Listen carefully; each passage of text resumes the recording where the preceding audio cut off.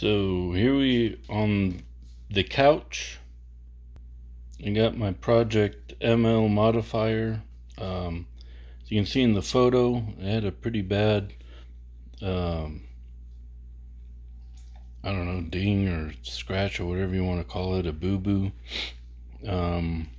So I repaired it here